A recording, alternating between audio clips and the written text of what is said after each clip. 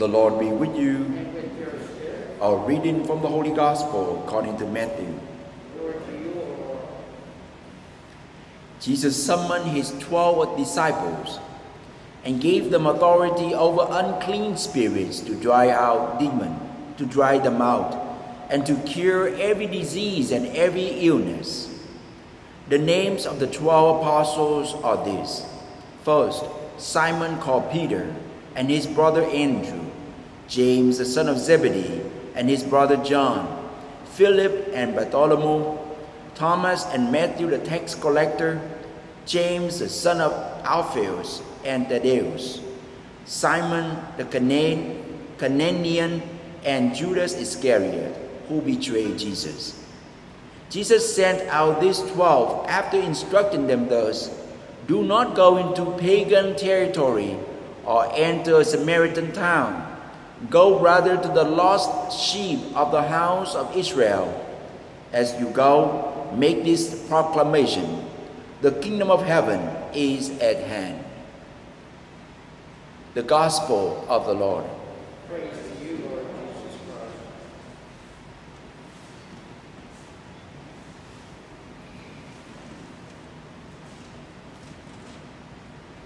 I'm just curious, if you were one of the 12 apostles, which part of this gospel that most important for you? If you are chosen by God, by Jesus, to be one of the 12 only, not one of the 1,000, only 12, and he knows your name perfectly, which part of the thing here that you need to accomplish or you need to remember? Of course, we know that we have to go out there and repeat the same quote that Jesus told us. The kingdom of God is at hand.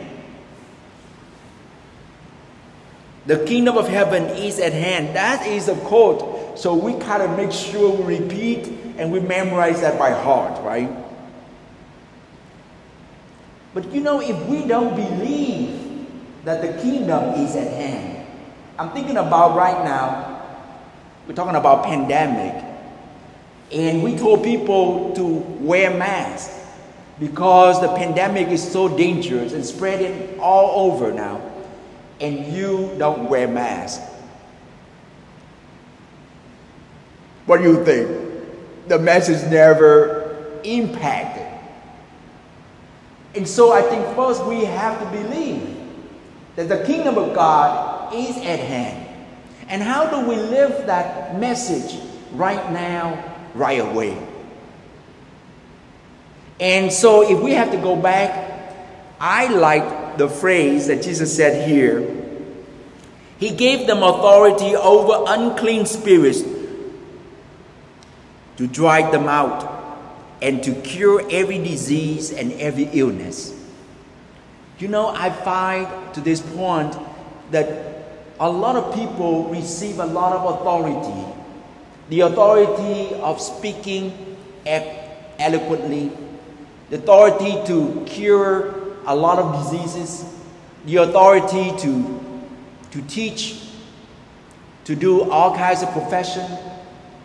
But somehow we miss the second part of this authority, is responsibility to cure, to help, to serve others, to reach out to the most abandoned and the poorest people in the world.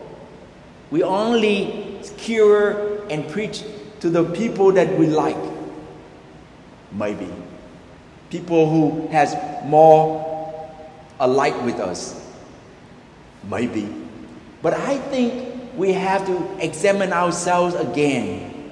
What authority that God has given me to this point? And how do I use them to this point in my life? Did I use them up? Or are I still afraid of using that up to the point that you have to treasure it, put it in a safe box, lock it up, and don't use it? And another one that I had to scratch my head today, why Jesus asking me, don't go too far to Samaritan town or to the pagan. go to the house of Israel.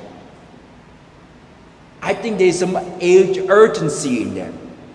And of course, Matthew, they said, because he written this for the Israelite people.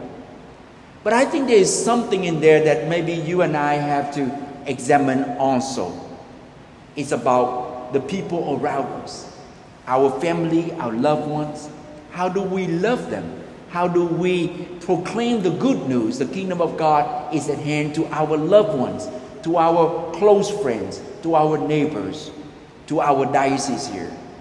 Sometimes we have to go too far to preach the good news. C.S.R. here, one of the examples, that he wanted to go to Mexico to do the mission. And I said, Jim, you don't have to go that far. Come here and serve the people right here. So he stopped searching in Mexico to come here and to work for us. May God bless us, and those who heard this message, you don't have to go too far. Come to St. Jerry. This is the mission field for us to make a difference right here in our diocese, in our state. God bless us. Please.